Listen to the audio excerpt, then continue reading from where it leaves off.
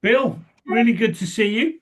Thanks for making a bit of time to come and have a chat. I know, well, I know because you're expecting a blizzard where you are at the moment, so I'm sure you've got plenty of other things to be doing. Um, just to kick off, I wanted to reflect something back to you that we were talking about last time. You said we're the only people that know what to do with old tyres, which I thought that's extraordinary, really. I mean, what do you mean by that, and why does it matter? Yeah, well, thanks again for having me on, Paul. It's exciting. I always enjoy our conversations. Yeah, the problem is right now is, for a long time, especially in the United States, we exported a lot of our trash Yeah. to of all types to other countries, and fortunately, they came to the realization that's not a great long-term solution for them or us. So what happened is, most of the collectors we deal with, they used to put all the tires, compress them, put them in containers, and ship them to other countries and have them deal with them. A lot of those countries have now said, we're not going to do that anymore. So now we're trying to figure out what to do with them here in North America. Unfortunately, we don't have many great solutions. Most of them are being, unfortunately, piled up. The larger collectors are actually buying abandoned mines and shredding the tires and filling mines with them, which I'm not sure how that got through, but you can imagine having all that underneath the water line is not a good thing. God forbid, whenever caught on fire, it would burn for you know, hundreds of years. So it's crazy. There's really just not a great solution at the moment. So what are you trying to achieve then? I mean, I know you want to try and fix that problem. So, I mean, tell us about how you're going to do it. Sure, sure. So I spent my whole career basically in the impact space. It's called now. It didn't have that moniker in the mid early 90s, but um, I've been involved with a couple different companies in the tire space specifically. I have some great technical partners and business partners in Munich, Germany. And we had built up a traditional pyrolysis company back starting about 17, 18 years ago. Are you familiar with pyrolysis? I've heard of it. Yeah, I mean, Yeah, other people won't have. So just briefly say what it is. yeah, absolutely. Pyrolysis is probably the best known way to get rid of tires. It's been around since the 1940s, so it's not new technology, but obviously the technology we have today is far superior to what we had in the past. And it's basically if you think of like the kiln you had in school where you made your pottery, it's like that. It's just a big hot kiln, but it's a zero oxygen environment. So the tires don't actually burn, they gasify. And what's great about that process is as they heat up, a light gas comes off, like a syngas, it's called, that we actually use to run the plant. So it actually runs under its own power. Right. And then as it gets hotter, a heavy gas comes off, and that gas is turned into oil. And that oil is, we always sold off as just a bunker fuel to the US Navy or whoever. Now it's actually become quite a popular renewable feedstock. Because as you know, especially in the UK, they have all these new laws around having a renewable feedstock cut in your normal fuels. Otherwise, there can be significant taxes involved. Yeah. So pyrolysis is kind of the best known way to get rid of tires currently. But no one in the US is really doing it. There's only a couple companies that have had it because unfortunately, the business model doesn't work without government subsidies. So if you're in a place like Europe or other places that are a little more sophisticated with their recycling, they get subsidies and it's, otherwise it's pretty much a break-even business and it's all dependent on the price of oil. Now that the price of oil's gotten a little better, you can actually make a run at it, but like I said, there's very, very limited pyrolysis in North America. So that's something we're going to start building up, but then build around it on both sides. Okay. And how did you get started on this path? It's funny, like I said, I've always been interested in impact. We've done water reclamation and vertical farming and all sorts of things. And I had done two other businesses with some partners in Munich, Germany, as I had mentioned. And they came to me one day, they hey, we got this guy, he's a Turkish German engineer. He thinks he has a better way to do pyrolysis. I'm like, what's pyrolysis? And that was kind of the start of the whole journey. So we built up a pyrolysis only company, built a plant in Berlin and one in Indiana. And unfortunately, at the end, realized again, it was break even at best. And that plant didn't end up making it. We actually sold it off to another group, So but they what's drove it into bankruptcy. so what's different about the way you're doing it now then, or your approach that you're applying now? Absolutely. So once we sold off that company at a loss, like you say, last conversation, you said, how do you figure these things out? It's like lose a bunch of money the first Yeah, time and you'll figure yeah, it out the second time. But we basically realized that, and I give credit to my partner in Germany, who's the CEO of a company called RCB Nanotechnologies. He realized that the value was really in the char. So once you run pyrolysis, the left everything that's left in the tire is still in the reactor, and it's char, and basically it's made up of carbon black. Now, again, most people don't know what carbon black is, but carbon black is everything that's black in the world, all your plastics, your dyes, your paints and tints, and everything else, even your clothes. There's no other real substitute for carbon black. Carbon black is made by blowing oil through a flame, and unfortunately, every ton of virgin carbon black that's made releases 3 tons of CO2. So it's a very dirty process, and there's a lot of regulation going on right now that's putting a huge impact on the carbon black industry. Niels, who's my partner there, realized, hey, we need to figure out a way how to clean this carbon char into the pure carbon black so we can reuse it in the market. And that's what really got the whole process moving. okay.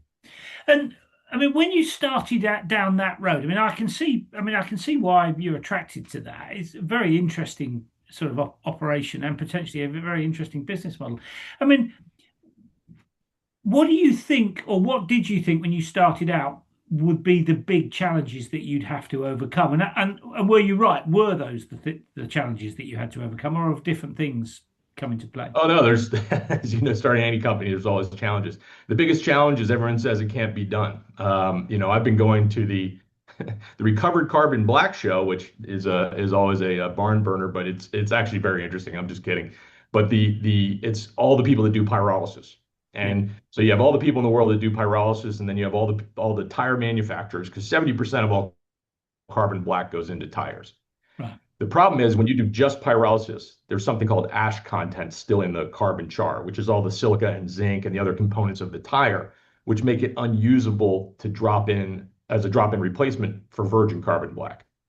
So, the tire manufacturer would just say, we really want your recovered carbon black. And all the recovered carbon black people's like, but we have this ash content. We don't know how to get rid of it. And so we went through the process of hiring the Fraunhofer Society and Institute in Germany and spent 3 years working with them and figured out a process to clean the actual carbon black, get all the silica out, get all the zinc out, and then have a pure carbon black molecule that's a drop-in replacement for virgin carbon black. So that was the biggest challenge, and it took almost 3 years to get that from, basically bench scale to mid scale to a full scale plant running. And by the time we had the full scale plant running, that was about 5 years all in. So now you've got a completely different business model to the other players in the market. Is that a fair summary? Absolutely. Absolutely. And it's not, what'll end up happening, and we're already having obviously tons of conversations. There's a lot of great pyrolysis operators already operating around the world. And we're coming in and saying, great, we're just gonna be a bolt-on addition to you to add value to the process you're already doing. So it's simply we'll teach you how to run your pyrolysis so you still get the oil out. But on top of that, then you can actually partner with us on the carbon refining piece, and we have the output the output markets for that for the carbon. Okay. And when you were sort of developing that approach, were there any sort of make or break moments where you thought, I don't know whether this is doable or not? And if there were, how did they shape the way you've developed the business? Yeah, absolutely. Because one, it took a very long time to scale, the technology. It's one thing to, as always, to produce something in bench scale. It's another thing to make, Yeah. thousands and tens of thousands of tons of this. So that was a big, and I hand it to our engineers. They did an amazing job building that scale up process. The other thing is again developing the market, because everyone says, oh, you can't do it. So we had to go to the process of building a full scale plant and then putting out multiple tons of the product, and then taking it to all the major carbon black and tire manufacturers and plastics manufacturers and have them test it. Once they tested it and they came back and said, oh, this is great. We actually found out something that's very interesting about carbon black is it looks like a sponge with jagged fingers off of it. And that's why it's one causes so much reinforcement in the tire, but what also makes the tire so indestructible and very hard to recycle. But the fingers of the carbon black molecule get into the sponge type surface area of the one next to it. And again, given that reinforcing property. So we figured out a way to clean all those pores out. What's really interesting is the surface area of the carbon black is so significant. They say if you unfolded 2 grams of our carbon black, it would cover a football pitch. So it has a massive surface area. And what that does is that opens up whole new areas to explore, meaning we're working with the European Space Agency and the German government and Fraunhofer to build a recyclable battery because you can make an aerogel from the carbon to replace the lithium ion core of a battery. You can also make activated carbon, which is made from coal or coconut shells, but in some cases coal. There's a lot of other areas that opens up then in terms of what you can do with the end product, which is very exciting. Yeah, I mean, it sounds very exciting. It sounds like a bit of a never-ending journey, though, in terms of the development component.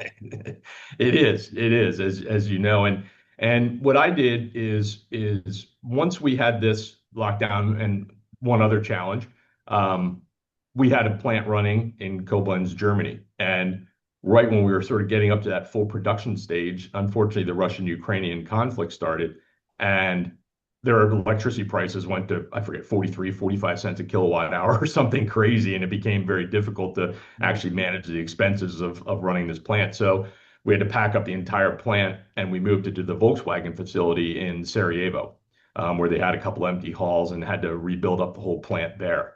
So you constantly run into these features like, oh, okay, we're just about ready to go. Nope, we're going to end up moving it to Sarajevo.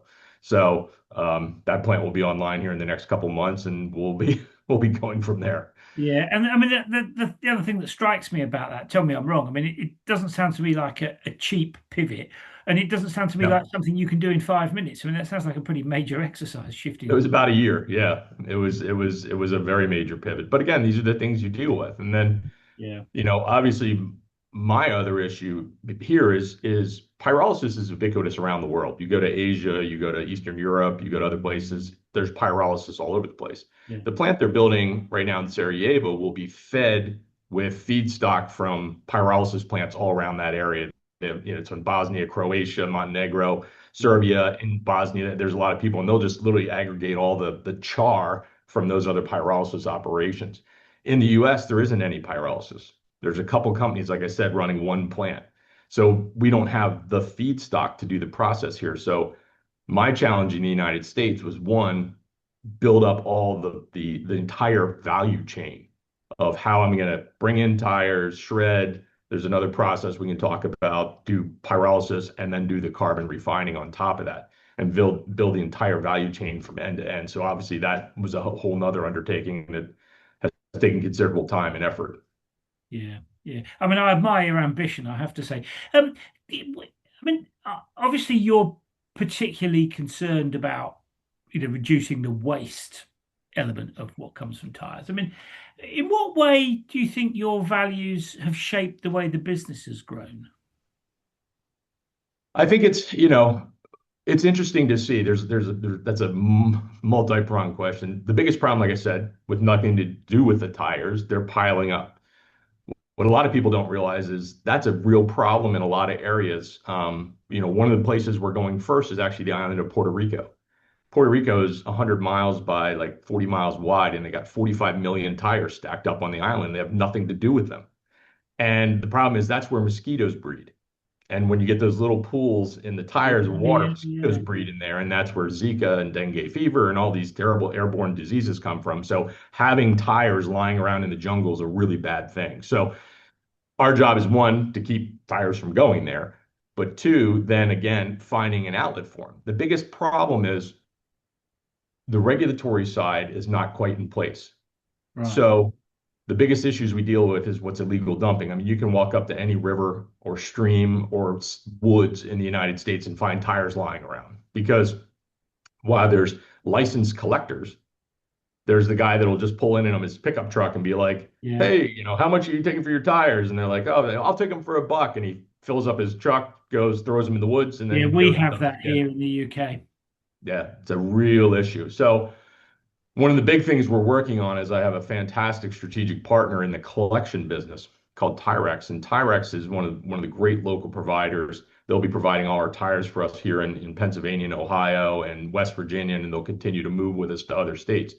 But they built up this technology platform that is like the perfect use for blockchain, but it's basically collection of information and data for states because states are actually coming out with RFPs like, can anyone help us with the waste tire problem? Yes, we can. Not only can we tell you like, and the other thing being that they're adding RFID tags to a lot of the tires now. Yeah. Yeah. But there's also a scanning method to see exactly, if you scan the outside of a tire, it says where it was made, when, all these different, data points. And we can actually now, as we run these tires through, we'll scan them. We'll know where they came from. We'll have all the data. You can see the tread life, because people are very worried about the after effects of the tread that comes off on the sides of the roads and runs into the water because of the Yeah. chemicals involved. So there's a fantastic data play as well where we can actually go and even work with the states for illegal dumping. Because if we've tracked a tire all the way to this dealership, and then the next time they find it, it's in the woods, they'll be able to come back to that dealership and, probably put fines on them and other things to keep them from selling to unlicensed collectors, Yeah, which yeah. is a Well, big that'll part be. of I mean, if you can achieve that, I mean, that'll be a massive win, won't it? Along with everything else. Let me ask you. I mean, I talk to a lot of entrepreneurs, and they pretty much all say to me that building a business is like riding a roller coaster. Good days and bad days, lots of ups and downs. What it. is it about this that kind of gets you out of bed every morning to kind of ride that roller coaster? Because I mean, your business has got a lot of complexity in it. So my guess is you'll get a lot of the kind of roller coastery stuff. I mean, what is it Yeah. that motivates you to fight your way through all that? Yeah, to be honest, I think it's just I've been doing it my whole life. I've been an entrepreneur since I was a little kid almost. I just mow lawns or do whatever I could to make money. Like it was just, and this is about making money, but it's about something bigger this time. What's really interesting is that what drives me is the challenge of it because there's really no solution. So when there's not a solution, it's a challenge. And I've learned a lot. I mean, I built a very early machine learning AI company in Minsk, Belarus, starting in 1998. It was like you talk about frontier land. I mean, it's like where there's those challenges, and that was a long and painful process. Mm. And what I learned very specifically from that business was it's very hard to sell technology. So if you walk into a government agency, you walk into anybody, investors, and you try and say, "Hey, I have this great technology, and let me tell you how it's going to change things." A lot of people can't wrap their head around that. Yeah, What yeah, we've created at Tyreflow is a solution. Selling a solution is a much easier deal. So when I can walk into a state representative, walk into a municipality, whoever it is, and say, I have a solution for you, for your waste tire problem. yeah, I'll take care of everything. I just, if you have land or you have anything like that that can help, great. But we don't need money. We don't need this. We want to be able to get your tires and we'll take care of them for you in a completely sustainable and economically sustainable way. We're yeah, not going to just fill a warehouse with them, put a padlock on it, and run away, which has happened a lot of times. It's about really coming to them with a solution. So it's taken me 5 years to build up this entire solution set from collection all the way through 5 very high value end products that we put out in the end to provide the solution for the different states and areas. yeah. I mean, you strike me as somebody who's very resilient. I mean, how do you build in that resilience into your company? Because I mean, I guess the bigger you get, the more moving parts there are. Yep, absolutely. And having been a lifelong investor in technology companies, you invest in technologies, you invest in ideas, but you really invest in people. And I think that's something I'm sure you're aware of. But Yeah, if there's anything I've learned over all these years, you have to invest in people. And I've definitely made mistakes in the past, and I've paid for those mistakes. But I think over the last 30 plus years of doing this is you start to build up a concept of not only the business but the people that you want surrounding you yeah, and helping you push toward that primary goal. yeah. And And let I've me been very ask you, very fortunate. seeing as you've mentioned the people thing, let me ask you about that because one of the challenges, I mean, you don't. I mean, yours is a relatively large business, but you don't employ hundreds of thousands of people. So one of the challenges for smallish businesses is creating a high performance culture because you've not got a lot of slack, have you? I mean, how do you create that culture where people can thrive, people can do their best work, where the company gets the maximum return on the investment in people? I mean, how do you do that? What are your thoughts on building up a kind of high performance culture in a business? Oh, 100%. Again, it's finding people that are motivated, but also, you know, I believe in taking care of people. It's not just hey, you're an employee, go get it done. It's, hey, you're a very important part of this team. Part of what we've done also is our process is extraordinarily automated.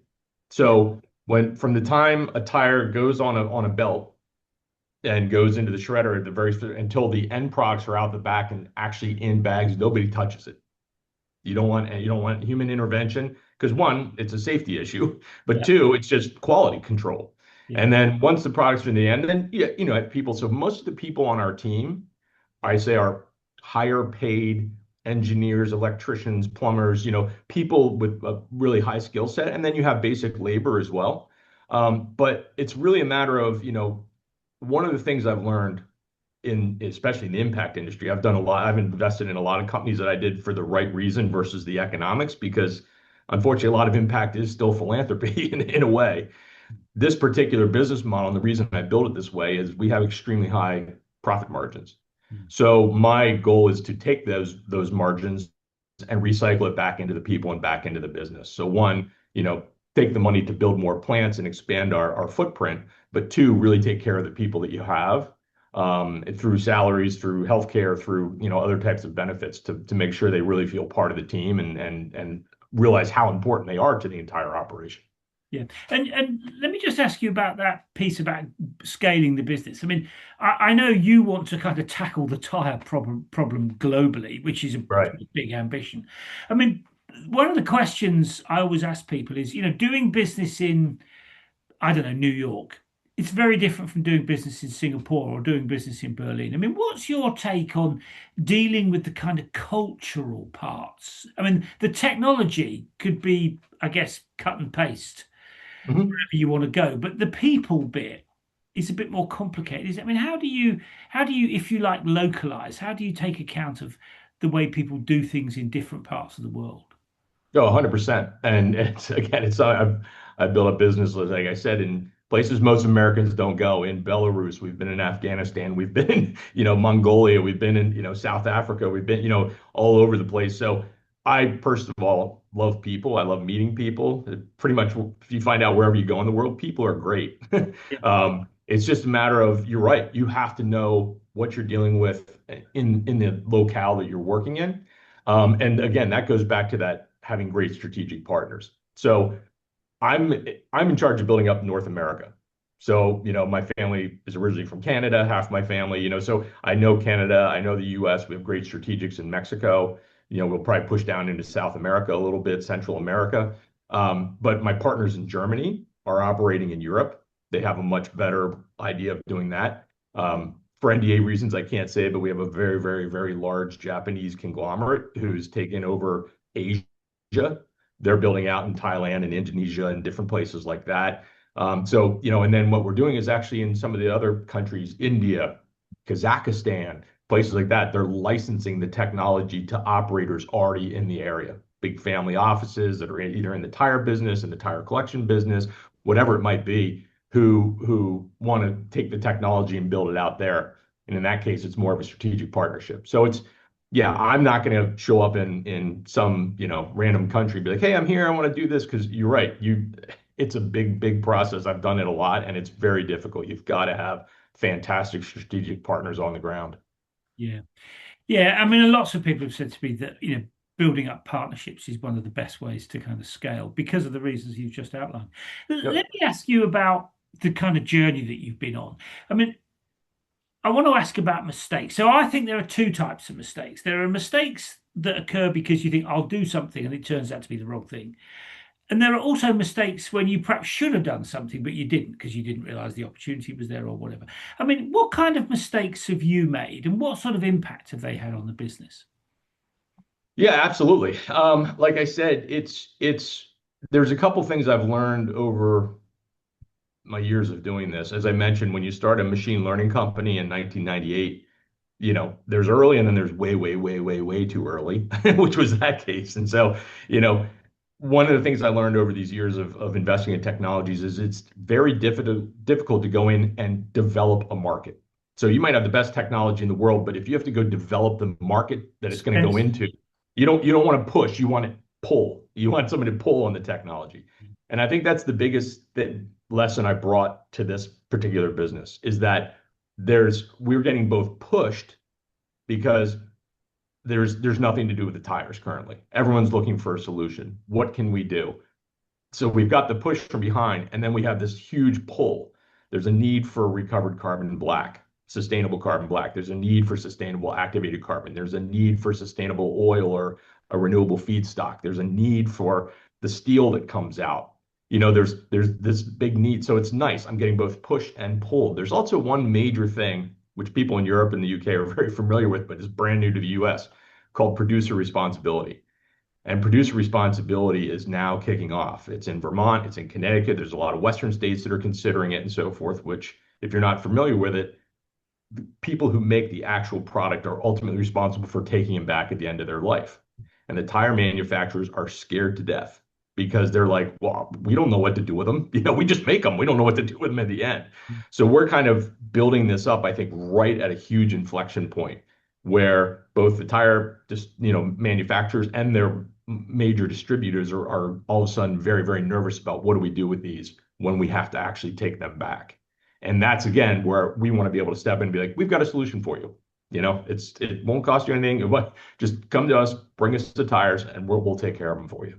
And I think that's one of the major components that I love about this business is timing it's not way, way, way too early. There's a huge demand for it, but like I said, there's also a massive pull on it at the same time. I mean, timing's a very difficult thing, isn't it? I mean, it's so easy to get the timing wrong. Absolutely. And I talk to entrepreneurs all the time who've got it they come too early or too late. It's a really difficult one. Well, I think it's one of my big lessons is, I got to know family offices all over the world. And, I think most people are smart enough, like, hey, this is a great technology. This is a good business model. This is, whatever. Do you understand the market? Do you really understand the market? And that's where it's great to be able to go to a family. It's like they made all their money in tires. They made all their money in disposal. They made all their money in whatever and say, am I right in my assumptions here? I like the technology. I like the business model. I like all this stuff. But am I right in my market assumptions? And they'll say, great, too early, too late, too crowded, or wow, this could really revolutionize our industry. And we're hearing more of wow, this is what everybody's been waiting for, a reusable carbon black. This is fantastic. Yeah. Yeah, that must be pretty encouraging, I would have thought. Let me ask you a question. If you were starting from scratch, doing it second time around, what would you do differently, perhaps? Not do it. Okay, because why would you say that? Because you've No, got I'm just kidding. such passion and such enthusiasm. No, I mean, why would you not do it this time? Because no, I definitely would. I definitely would. It's very, very hard. I actually speak at quite a few universities and stuff, and I talk to business classes and kids that are coming up, and they're like, "Oh, I want to be an entrepreneur." I'm like, "Do you really?" I'm like, "You got to think about this carefully, because if you're just a yes person, like, sure, I'll go do that, but you have to be a little bit of a gambler, to be honest. yeah, You have to have a high tolerance for risk and a high tolerance for pain.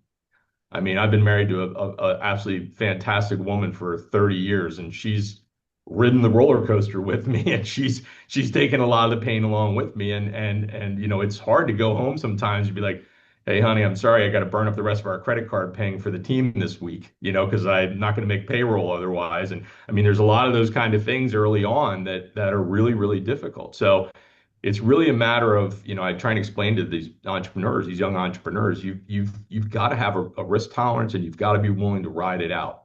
But again, try and mitigate your risks as much as possible, like I talked about, with the right partners, with not having a technology that doesn't have a market. There's a lot of lessons you learn over time um, to to try and mitigate those risks. yeah. And were there any particular kind of critical moments that shaped you as an individual CEO? I mean, would you say you're different now to the when you started out? Absolutely, In absolutely, what way? yeah. Again, I just turned 55, so it's you learn a lot over 35 years of doing this. the older I get, the less risk you want to take on, because you're kind of getting later in life and you've got less years in front of you to make mistakes. Hopefully, you've learned a lot over that time period that you do make less mistakes. And you run into other things. You eventually have children, and you're like, now I've got dependents, people that are really counting on me to be able to come home with a paycheck someday, and then you go through other stages. Last year, I went through, a heart surgery and cancer. And you're like, okay, is all this stress actually causing me health issues, And it turned out great and I'm fine. But it's just, it's just, I think it depends what stage in your life you're at, because I do see a lot of guys. I know a lot of friends who spent 20 years, 25 years, 30 years in corporate life. And all of a sudden they're like, I'm done. I just want to be an entrepreneur now. And I go, wait a minute, let's talk through this.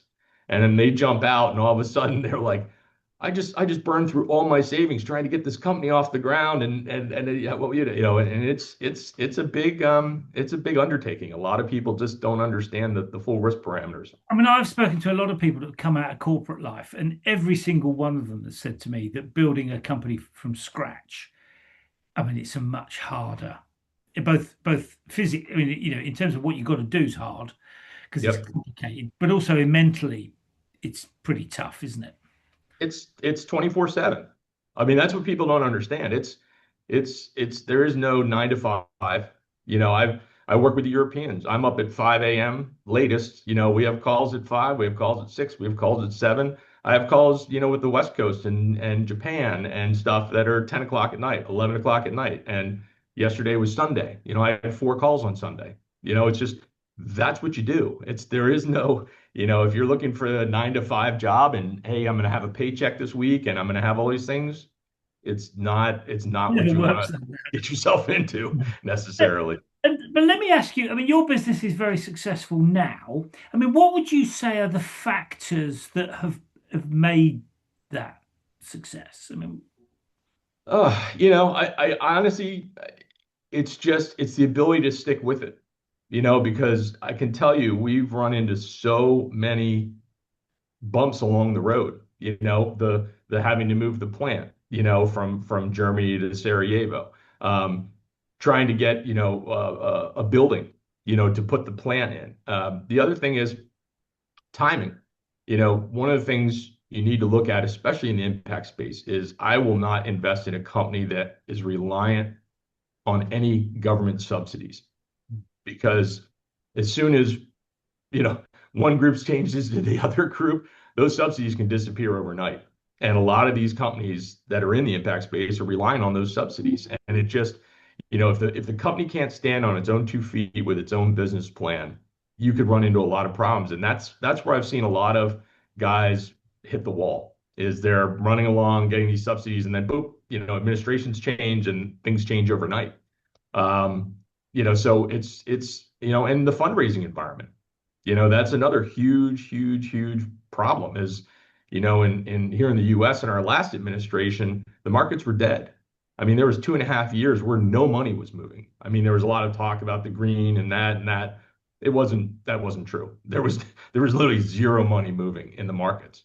And now it seems, that money is moving again in the markets. There's more, opportunity or, more optimism in terms of the business world.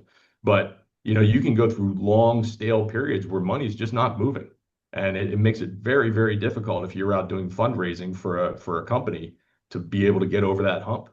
yeah. So, In terms of what you're trying to do, which is essentially a green business, mhm, isn't it? I mean, you're trying yep. to recycle tires. I mean, how have private sector investors responded to that? I mean, I've spoken to quite a few that are still quite cautious about those areas. I mean, Absolutely. how have your investors responded? I mean, are they very enthusiastic, come what may? I mean, what's the kind of mood of the market for companies like yours? Yeah, it's easy. I've talked to about 8,000 of them in the last 5 years. I mean, literally, it is hard, especially and you have to understand the waste tire industry in particular has just been a wasteland of bad deals and bad actors. I mean, you call it, most people are like, hey, I have a tire recycling deal. It's like, click. That's the end of the conversation. But And how did you overcome that? I mean, I've heard the same thing from other people. yep. How did you manage? Because you've had to raise quite a lot of money to build this business. I mean, how did you manage to overcome that reticence, those objections? Absolutely. And it's only because you can look at the examples. As I said earlier, you build up a pyrolysis only facility, it doesn't make money and you lose money, and that's the end of the story. So when you can go to people and say, look, I'm coming to you because we have a solution now, not a technology, a solution. And we have that solution because I lost a lot of money just doing this. That's why we build out both sides, the full value chain from end to end, to solve this problem. So again, those things I talked about, being pushed and being pulled at the same time, is different, but also being able to show people the different technologies that are off the shelf at scale, and operating. That's the big thing. It's not an idea. It's not a drawing on a napkin. You can, like, let's go to the plant, watch this, and this run. People just haven't put it all together before. Yeah. My whole career, I always liked, and I'm sure you've seen it, I've seen fabulous technologies that never saw the light of day because either the engineer or the person who created it was just so scared that someone's going to steal it, they'd never show it to anybody, and that doesn't get you anywhere. Or they just didn't know how to get it to market. And so it is hard. Trust me. I mean, I was flying, I have my whole life, 300,000 miles a year, sometimes just meeting people, talking to people. How's this? How's that? It's every day you might have 3, 4, 5 meetings set up of you got to talk to these guys until you finally get to the one that says, hey, this is great. And that's a problem across the board. I'm involved with a lot of venture capital funds, private equity funds. There's a chasm there. There's a lot of early stage angel A round guys. There's that $5 to $50 million range. That's a lot of dead space. And I've seen some people backfill that now with great funds, but it is so hard to find that hey, I need a $10 million check because you're above the angel guys, but you're underneath the guys that are like, the big guys always go, hey, I can write 150 or 300 million or a $500 million check. That's no problem. But that's after you have your first plant. Once you have your first plant up and running, we'll write you a $500 million check. I'm like, once I have the first plant running, I don't need your check. And so there's this, the problem with the big guys is everyone's kind of in CYA mode and they're not in a place to take risk, and the other guys are too small. So there's a real appetite and there's a real ability for people that have that knowledge set and risk tolerance to come in and sort of fund that chasm of, I'd say, the $5 to $50 million mark. And I'm starting to see a few people do it now, which is great. Yeah. Yeah. Well, good. I mean, I hope that carries on because I mean, that it's that gap that needs filling, isn't it, in terms of the It skill? really is. That's the biggest and hardest place to do it. So you either go out and cobble together a bunch of $500,000 checks, or find a great strategic, that's willing to come in and fill that void. Yeah. Let me ask you a couple of final questions. So, I mean, have you been, if you think back over your career, have you been given any really good advice? Oh, absolutely. What sort of things? Yeah. A lot of the best advice I've received, honestly, is about people. Learning to read people, understanding people. You don't ever want to lose your faith in humanity. You don't ever want to, but the biggest thing is, I hate to tell you, you can't trust everyone. You have to do background checks. You have to understand people. You have to understand their real knowledge set. Like, a lot of people have fancy LinkedIn profiles, but when you get into the meat of it, a lot of that stuff isn't as thorough as it is. So I think I have two people in particular that have always helped guide me. One being my wife. She has the best radar ever. Like, I have this, you gotta meet my new partner. It's the greatest person ever. And then she's like, if you do business with that guy, I'm not gonna be really angry with. So some people have a great radar for that. So I think it's that, but it's also understanding, again, that this isn't going to happen overnight. A lot of the big entrepreneurs that I know who have built up, massive companies from zero. They're like, Bill, you got to understand this is going to be a slog, and it's going to be really painful, and it's going to take you years and years of your life. And if you're not ready to do that, don't get into it. Because yeah, you hear every once in a while in the early tech scene where somebody made one program and they sold it for $1 billion and it took 6 months, and good for that. That's one in a billion, literally. I mean, it doesn't happen that way. So it's really just, a lot of people, that they give you good advice, but they're willing to come in and give you a pat on the back and, pull you up by your bootstraps and be like, come on, let's keep going. We're almost there. I mean, I was about to ask you what advice would you give to a rookie CEO, but I think you've just done it really. It's going to be a slog if you want to do this. It's not going to Yeah, absolutely. It's a slog. Yeah, there's no doubt about it. It's never easy. And again, it's just about surrounding yourself with great people and also if you have good financial backing partners, that's huge, be. and really understanding your market. Yeah. That's I mean, that's I mean, I totally agree with you that it's hard work.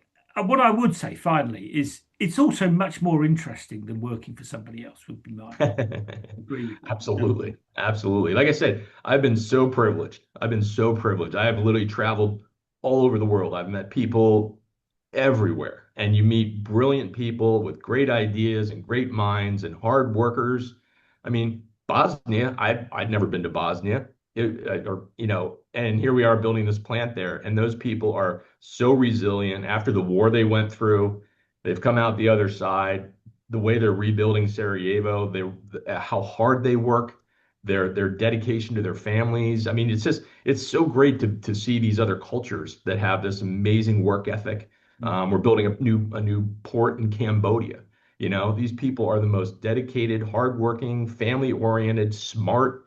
It's phenomenal. So it's just that I'd say that's one of the real benefits. Unless you're an entrepreneur that's opening an ice cream stand in your small hometown where that's it. But if you're doing anything outside of that, the opportunity to go out and meet people, expand your network, expand your understanding of the world that's one of the real pleasures of this As whole you experience. said, I mean, it's a massive privilege.